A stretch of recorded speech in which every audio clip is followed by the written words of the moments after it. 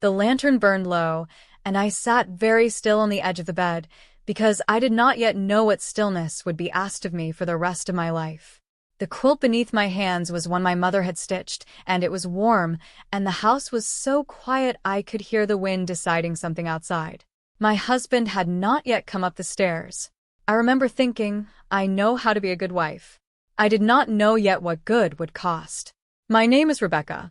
This channel is where I tell the truth about the life I grew up in, gently, honestly, without mocking the people I still love. If you've ever given up a piece of yourself to belong somewhere, I think you'll understand this story. Subscribe if these stories matter to you, and tell me, what's the quietest sacrifice you've ever made for love?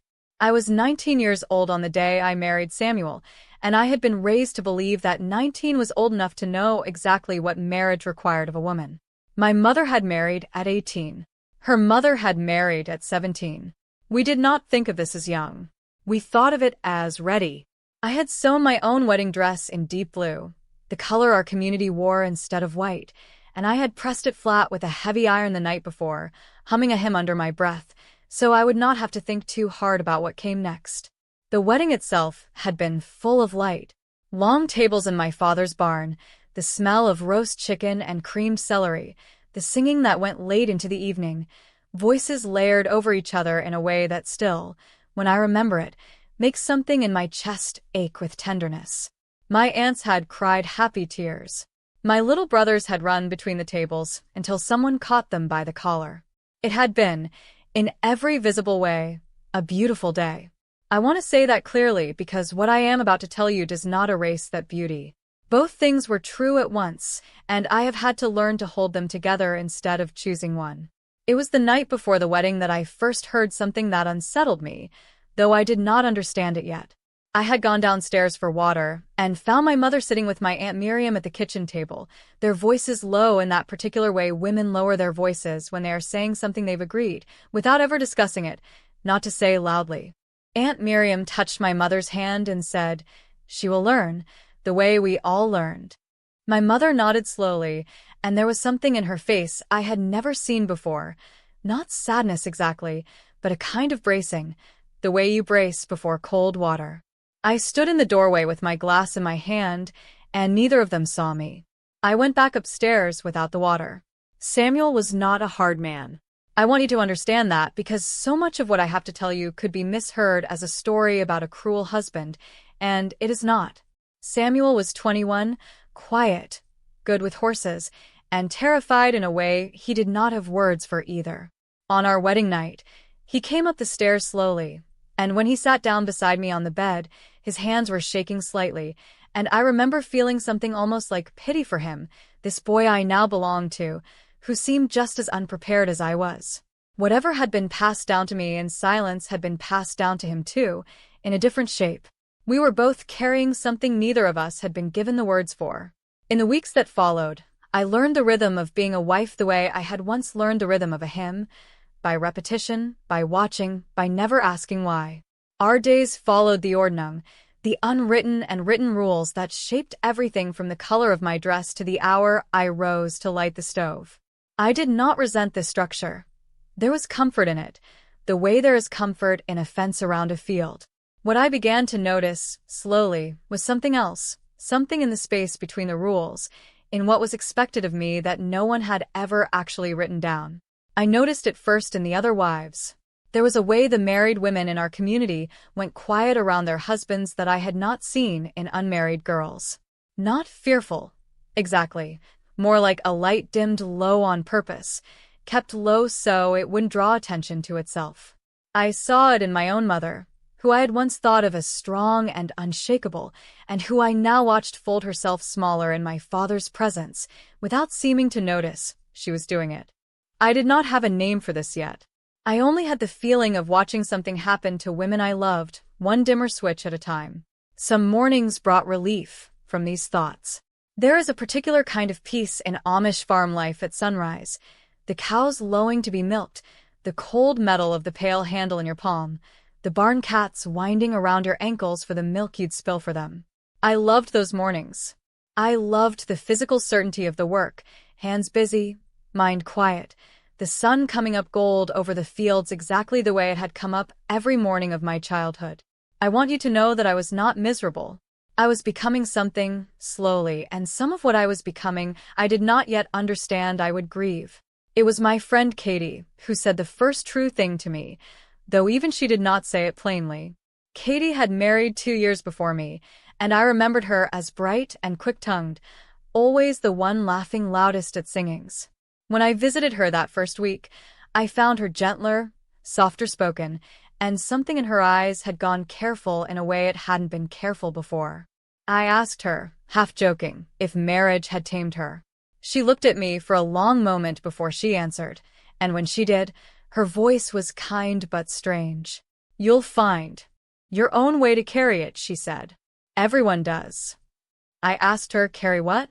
She only touched my hand and changed the subject to the quilt she was piecing, and I did not push her, because some part of me was already afraid of the answer. That evening, Samuel and I sat on the porch after supper, and he said something to me that I have turned over in my mind 1,000 times since. He wasn't unkind when he said it. His voice was even soft. He said, "You know what's expected of you now, don't you, Rebecca? As my wife." I said yes because I was supposed to say yes because I had been raised to say yes to exactly this kind of question. But that night, lying beside him in the dark, I felt something rise in my chest that I had no name for, not fear of him, but fear of something larger, something I could feel closing gently around me like a hand, patient and certain that I would spend the rest of my life learning to open my mouth against and finding I couldn't. I lay awake a long time after Samuel fell asleep, listening to his breathing even out beside me, and I thought about Katie's hand on mine and the word she hadn't said. It was 3 weeks later, over the piecing of a quilt in her kitchen, that she finally said it plainly. I had asked her again, more directly this time, what she had meant that first week. Katie set down her needle and looked at me with an expression I can only describe as relieved, as though she had been waiting 2 years for someone to ask her twice. "It isn't one thing," she said. "It's your voice. That's what they mean when they say a wife submits. Not just your body, not just your work. They mean the parts of you that would say no or not that, or I don't want it. You learn to fold those parts up small and put them away. That's the price, Rebecca. Nobody tells you because nobody can say it without it sounding like a warning, and warnings aren't allowed." I did not fully understand her. Not that day. Understanding came slower than that. In small moments I could only recognize afterward as part of a pattern. There was an evening, perhaps a month into my marriage, when Samuel asked what I wanted for supper, and I opened my mouth to say I was tired of chicken, that I wanted something else, anything else, and instead I heard myself say, "Whatever you'd like." I remember the strange, small shock of hearing my own voice choose silence over truth, without my mind seeming to decide it at all. It had simply happened, the way a hand pulls back from a hot stove before you've consciously felt the burn. I sat with that moment for days. It frightened me more than anything Samuel had ever said to me, because it meant the price Katie spoke of wasn't something done to me. It was something I was learning to do to myself. And yet, I want to slow down here, because I don't want you to hear only one note in this story. That same week, our neighbor's barn roof was damaged in a storm, and by Saturday morning, a dozen families had gathered to rebuild it, men on the beams, women passing up nails and carrying out pitchers of meadow tea, children chasing each other through the sawdust. I stood in that yard with my arms full of tools to hand up to Samuel, and I felt something so genuine, so warm, that it nearly undid the fear from days before. This was real. The love in this community was real, the safety of it was real. The way we held each other up when the roof came off someone's barn was real. Both things were true. The quiet erasure I was learning and the fierce, tender belonging I felt in that yard. They lived in the same place, and I have never found a way to fully separate them, even now. Katie's own path through this became, in a strange way, my education. She had not left.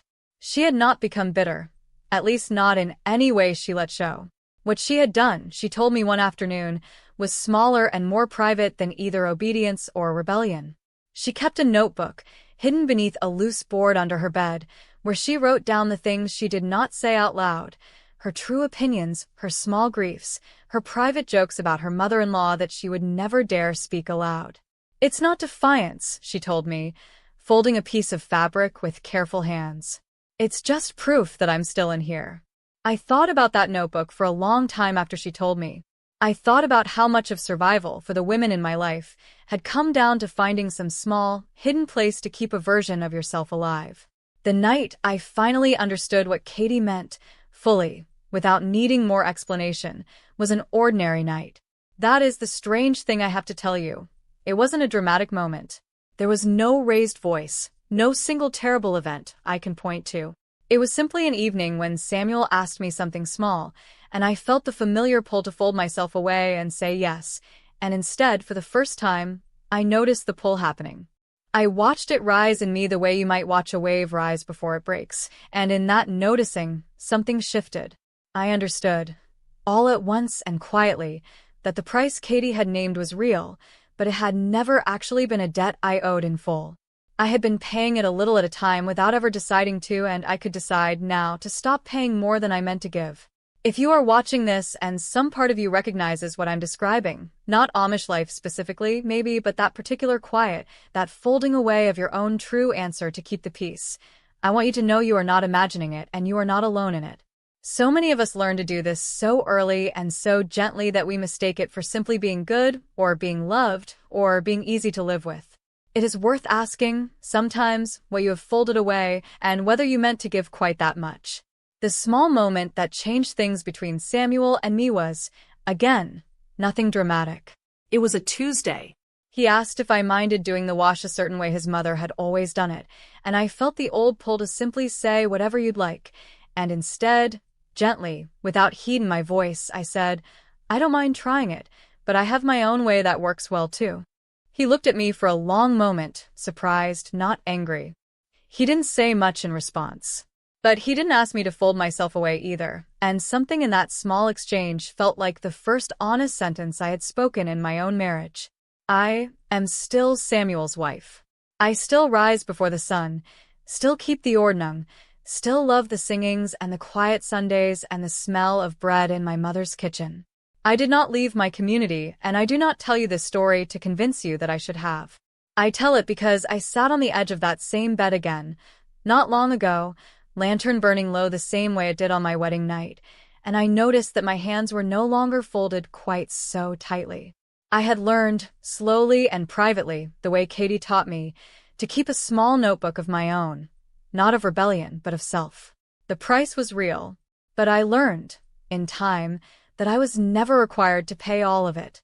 Some part of me was always allowed to stay.